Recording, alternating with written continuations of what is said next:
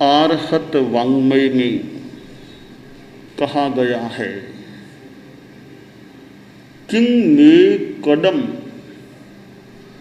किंच मे किच्च शेषम किं सक्कनिजम न समायरामि। हमारे जीवन में कर्तव्य बोध और कर्तव्य पालन का बहुत महत्व होता है। जो आदमी अपने कर्तव्य और अकर्तव्य को नहीं जानता है, उसका बड़ा नुकसान हो सकता है।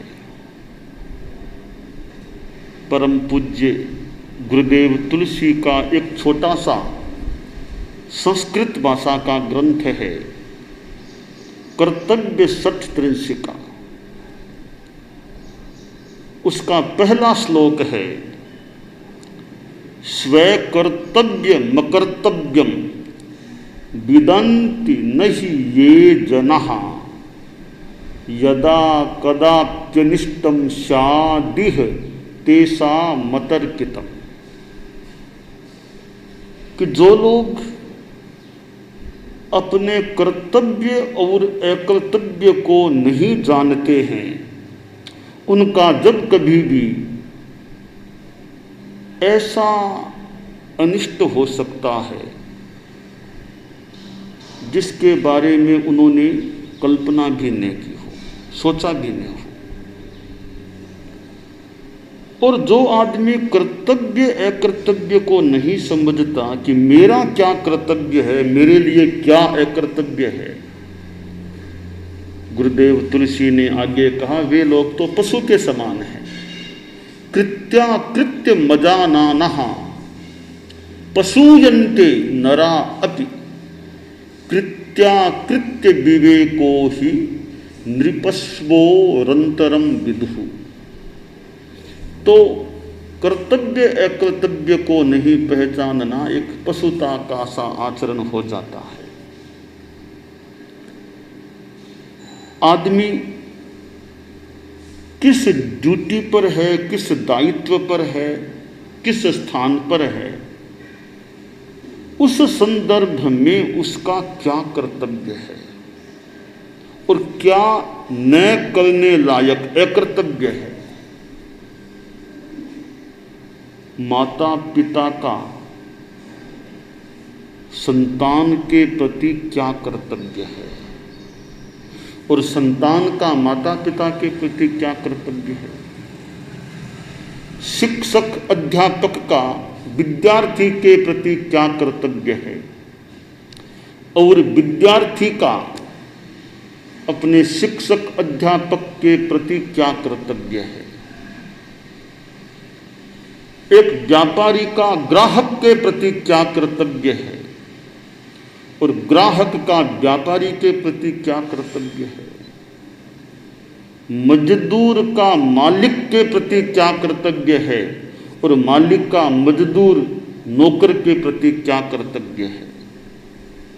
एक साधु का साधु होने के नाते क्या कर्तव्य है और गृहस्थों का साधुओं के प्रति क्या कर्तव्य है और साधुओं का गृहस्थों के प्रति क्या कर्तव्य है। शिष्य का गुरु के प्रति क्या कर्तव्य है, गुरु का शिष्य के प्रति क्या कर्तव्य है। यूं हम अपने जीवन के संबंधों के परिप्रेक्ष्य में कर्तव्य की मीमांसा कर सकते हैं।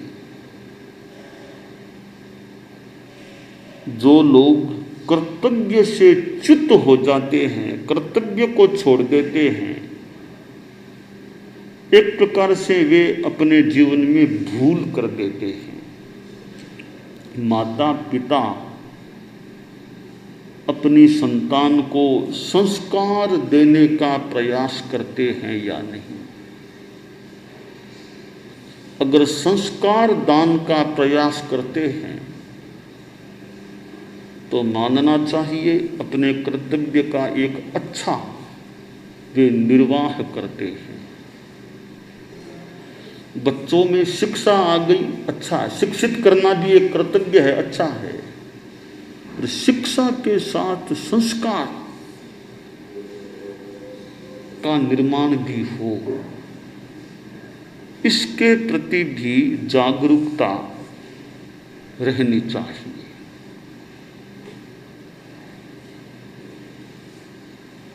एक लड़का स्कूल में पढ़ता था और एक दिन विद्यार्थियों के साथ किसी बगीचे में, स्कूल के पास ही बगीचा था, आम का बगीचा, उसमें चला गया। खेल रहा था और बच्चे कुछ आम के पेड़ पर आम की ओर पत्थर फेंक रहे थे ताकि आम टूटकर नीचे गिर जाए। एक लड़का जिसका नाम सुधीर था, वो भी बच्चों के साथ था और उसने भी पत्थर फेंका। अब पत्थर आम के तो नहीं लगा, बगीचे की दीवार के बाहर चला गया। योग की बात, वहां का राजा कहीं जा रहा था और वो पत्थर राजा के सिर पर लगा। राजा के कुछ चोट आई, कुछ खून भी आ गया। यह होते ही सुरक्षा कर्मियों में हड़कंप से मच गई कि ये क्या हुआ, क्या हुआ, पत्थर कैसे लग गया। तत्काल वो सुरक्षा कर्मी इधर उधर दौड़े, पत्थर कहाँ से आया, तो बगीचे में गए तो और तो बच्चे भाग गए, वो सुधीर वहीं खड़ा रह गया था। पुलिसमैन थे, कार्य अभी पत्थर किसने फेंका?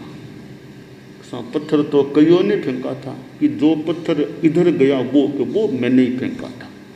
उसको पकड़ दिया और राजा के पास लाया गया।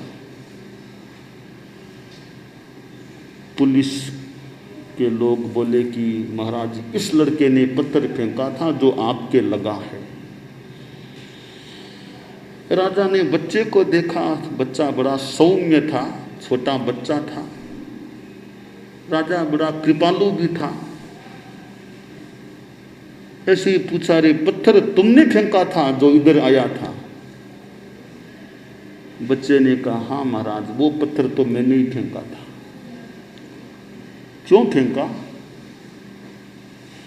हमारे चोट लगाने के लिए फेंका था। कि महाराज, ये तो कल्पना भी करना एक कठिन बात है कि आपके चोट लगाने की इच्छा हम लोग करें। आप तो हमारे मालिक हैं। मैंने तो आम तोड़ने के लिए फेंका था, पर वो निशाना ठीक सदा नहीं, पत्थर इधर आ गया था, पर फेंका मैंने था।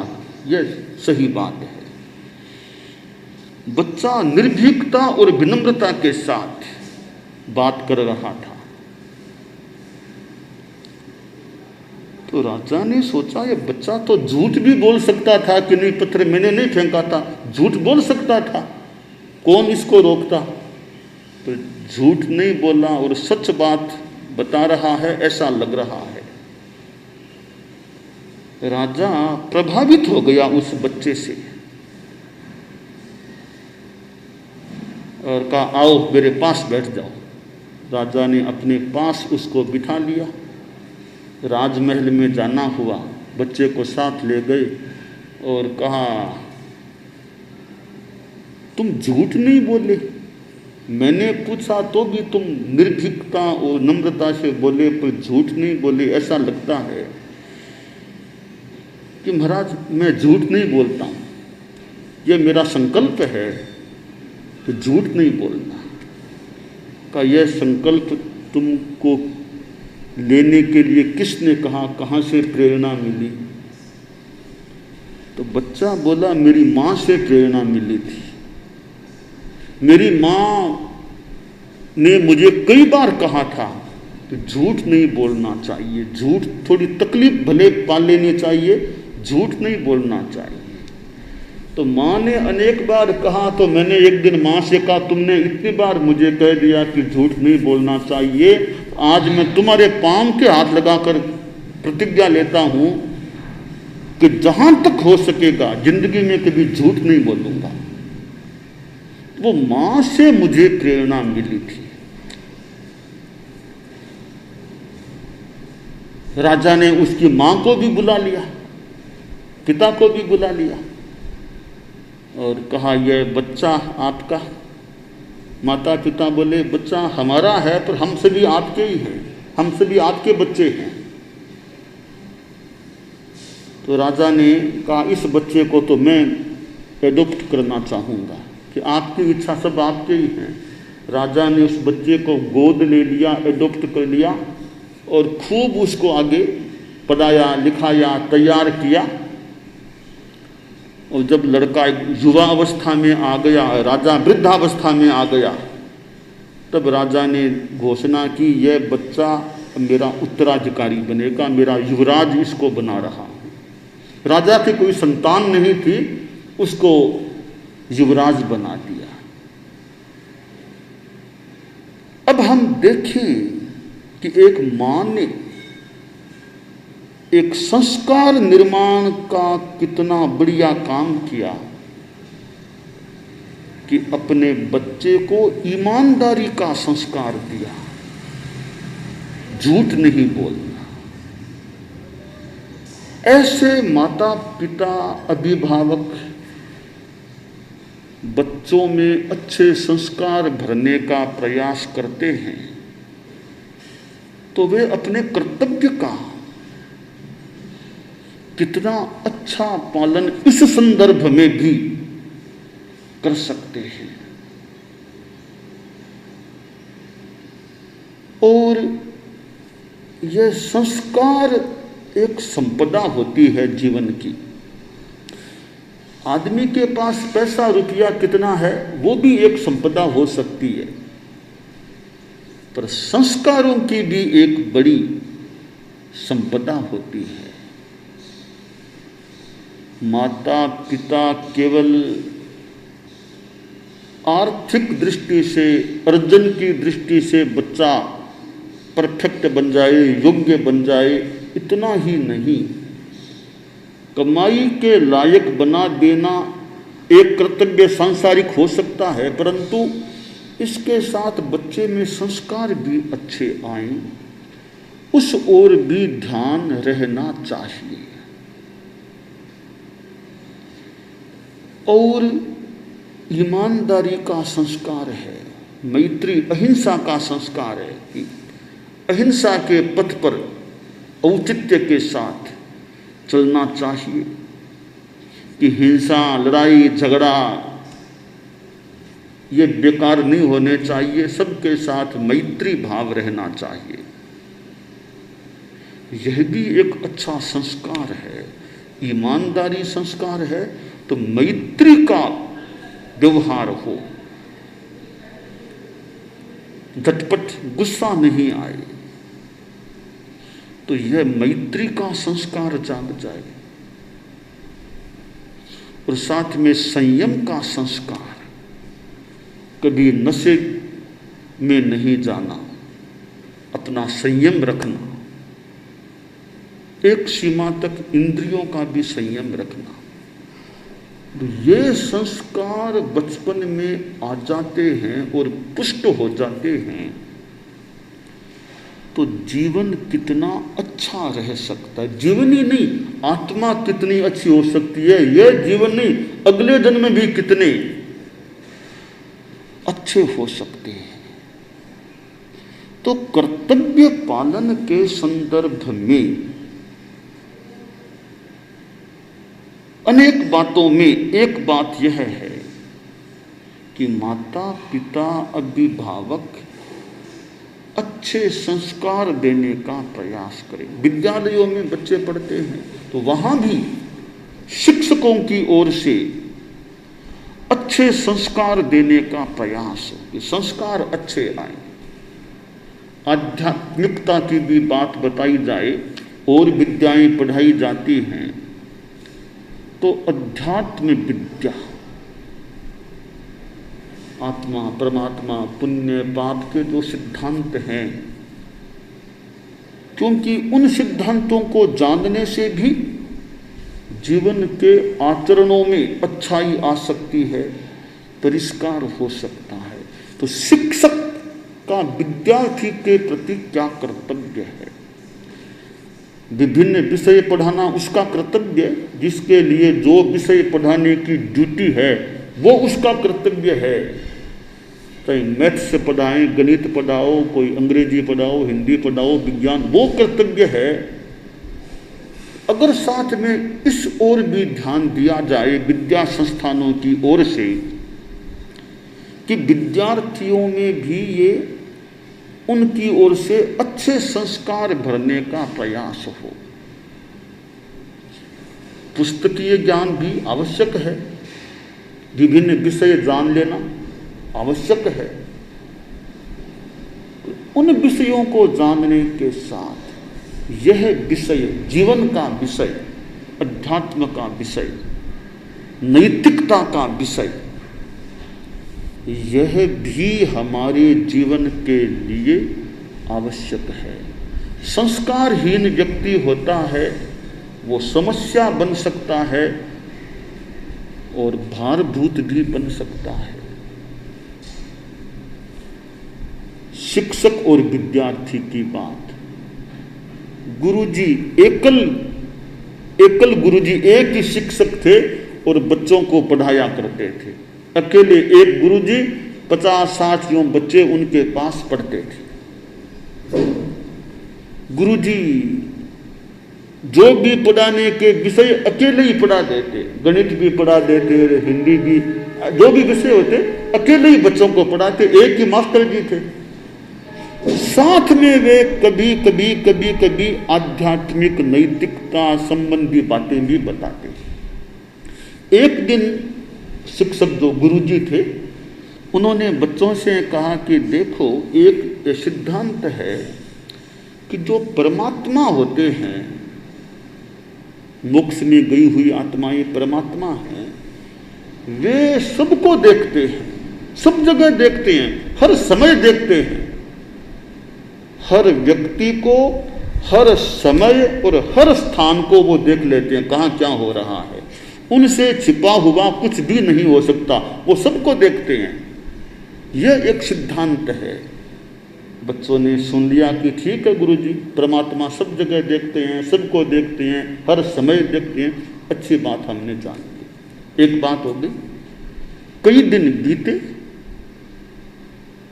एक दिन गुरुजी के मन में आया कि मैंने इनको बच्चों को बताया कि परमात्मा सब जगह देखते हैं, इसलिए बताया भी कि परमात्मा देखते हैं तो बुरा काम छिप करके भी नहीं करना चाहिए। अब सोचूं, देखूं इन बच्चों ने उस बात को कितना ग्रहण किया है। तो कई दिनों बाद गुरुजी बोले कि बच्चों, एक जानकारी दूं। हाँ गुरुदेव, फरमाओ।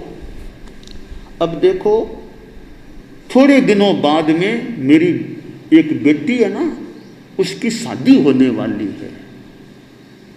तो गुरु की बेटी है, वो तो बहन होती है ना। हाँ गुरुदेव, आपकी बेटी हम सब की बहन है, वो तो हम सब की बहन है। तो अपने बहन की शादी के लिए कुछ सहयोग करोगे, कुछ रुपया कुछ लाओगे अपने घर से? हाँ गुरुदेव, लाएंगे। तो कल लाओगे? हाँ कल ले आएंगे। एक बात का ध्यान रखना, कल तुम रुपये लाना जितने लाश को अपने घर से, परंतु चोरी छिपे लाना। और ध्यान देना, कोई न देखे, कोई भी न देखे, तब पैसे उठाना या कल ला करके मुझे दे देना कि हाँ गुरुदेव कर लेंगे। छुट्टी हुई, बच्चे घरों में गए, सबके दिमाग में एक ही बात, गुरुदेव ने हमें काम दिया है, कोई न देखे तब पैसा उठाना। प्राय सब ने यूं, माता पिता काम में लगे हुए थे, अलमारी खोली, पैसा निकाला। अगले रोज फिर विद्यालय वो खुला रहे। गुरुजी आए, बच्चे भी आए, प्रार्थना हुई और गुरुजी बोले, बच्चों याद है ना, कल मैंने एक काम कहा था? हाँ गुरुदेव। पैसे लाए? हाँ लाए हैं। तो एक एक बच्चा आओ और जो पैसा लाए हो ना मेरे पास टेबल पर रखते जाओ। कतारबद्ध बच्चे हो गए, आते गए और पैसा रखते गए, आते गए रखते गए, और सारे बच्चे आ गए, एक बच्चा नहीं उठा, वो वहीं स्थान पर ही बैठा था। सब बच्चों ने, बाकी सब ने पैसा रखा, वापिस चले गए, उधर बैठ गए। एक बच्चा नहीं उठा तो गुरुजी ने कहा, अरे बच्चे तुम नहीं आए, पैसा नहीं लाए क्या? तब बच्चा खड़ा हुआ, बोला गुरुदेव मैं तो ला नहीं सका। क्यों नहीं ला सके? इतने बच्चे लेकर आए, तुम क्यों नहीं ला सके? बोला गुरुदेव आपका कल निर्देश था कि कोई न देखे तब पैसा उठा के लाना है। मुझे आपकी कई दिनों पहले की कही हुई बात याद आ गई। याद थी मुझे कि गुरुदेव ने हमें बताया है कि परमात्मा सब जगह देखते हैं, ऐसा कोई स्थान नहीं, कोई समय नहीं, कोई व्यक्ति नहीं जिसको परमात्मा नहीं देखते हैं। तो मैंने सोचा मैं उठाऊंगा और कोई भले न देखे, मैं खुद तो देख ही रहा हूं, साथ में परमात्मा भी देखते हैं। तो गुरुदेव का आदेश क्या है? कोई न देखे तब उठाना। यह बात तो हो नहीं सकती, कोई न देखे तब मैं पैसा नहीं ला सका। गुरुजी को अत्यंत प्रसन्नता हुई कि एक तो मुझे विद्यार्थी मिला कम से कम जिसने मेरी उस बात को हृदयंगम कर लिया, ग्रहण कर लिया और चोरी नहीं कर सका। गुरुजी ने सारे विद्यार्थियों से कहा अपने अपने पैसे जो भी लाए हो यहां से वापिस उठा लो, वापिस जहां से लाए वहां रख देना। देखो इस बच्चे ने क्या कहा कि मैंने तो तुमको कहा था ना परमात्मा सब जगह देखते हैं, ऐसा कोई स्थान नहीं, समय नहीं, व्यक्ति नहीं जहां जिसको परमात्मा नहीं देखते, तो तुम पैसा क्यों लाए? परमात्मा देखते हैं ना। कि गुरुदेव हम तो इस बात पर इतना गौर नहीं किया, हमने कहा गुरुदेव ने कहा है तो पैसा लेकर आ जाएंगे, अपनी बहन की शादी में योगदान देंगे। कहा नहीं, मुझे पैसा नहीं चाहिए, मैं तो देख रहा था कि तुमने मेरी उस शिक्षा को, सिद्धांत को कितना आत्मसात किया है। अब हमेशा याद रखना कि परमात्मा सब जगह देखते हैं, इसलिए चोरी जैसा काम नहीं करना चाहिए। प्रतिज्ञा लोगे? अब बच्चे खड़े हुए, गुरुदेव प्रतिज्ञा कराओ, अब हम जिंदगी में कभी भी यह चोरी जैसा काम नहीं करेंगे। तो गुरुजी ने एक संस्कार निर्माण का प्रयास किया। तो शिक्षक और विद्यार्थी, तो शिक्षक ज्ञान दाता, ज्ञान देने वाले हैं, तो विद्या संस्थानों में ऐसे अच्छे संस्कार दिए जाते होंगे, अच्छी तरह दिए जाते रहें। गुरुदेव तुलसी आचार्य महाप्रज्ञ ने जो जीवन विज्ञान की बात कही कि विद्या संस्थानों में जीवन विज्ञान, जीवन कैसे जीना, तो यह एक कर्तव्य कह दें, सेवा कह दें, कुछ भी कह दें कि संस्कार निर्माण, अपने जो अधीन में हैं, अपने आसपास रहने वाले हैं, उनको कैसे अच्छे संस्कार दिए जा सके। तो एक बड़ा अच्छा विषय है कर्तव्य बोध और कर्तव्य का पालन। कर्तव्य को जान भी लिया पर पालन नहीं करता तो भी कमी की बात है। तो कर्तव्य को जान लेना और उसका निर्वाह करना, उसका पालन करना। एक व्यापारी और एक ग्राहक, व्यापारी और ग्राहक का एक संबंध होता है। व्यापारी माल देता है, ग्राहक से पैसा ले रहा है, तो माल देने में कहीं गड़बड़ी, बेईमानी करता है तो कर्तव्य से विच्युति हो सकती है, च्युति हो सकती है। और ग्राहक माल ठीक ले रहा है, पैसा चुकाने में गड़बड़ी करता है, तो वहां भी कर्तव्य की विच्युति, बेईमानी है। वो कर्तव्य यानी बेईमानी नहीं होनी चाहिए व्यापारी और ग्राहक के संबंध में। ये बेईमानी है वो अकृतज्ञ है। तो अकृतज्ञ को छोड़ना चाहिए, आदमी अकृतज्ञ से दूर रहे तो कर्तव्य बोध हो जाए तो, और साथ में पालन हो, निर्वाह हो, तो आदमी का जीवन बहुत अच्छा बन सकता है। दानान सेठम अभयपयाणम सच्चेषु या अनवज्जं वयन्ति तवेषु या उत्तमं भचेरं लोकुत्तमे समने णाय पुत्ते। अरहंता मंगलम, सिद्धा मंगलम, साहू मंगलम, केवली पन्नतो धम्मो मंगलम।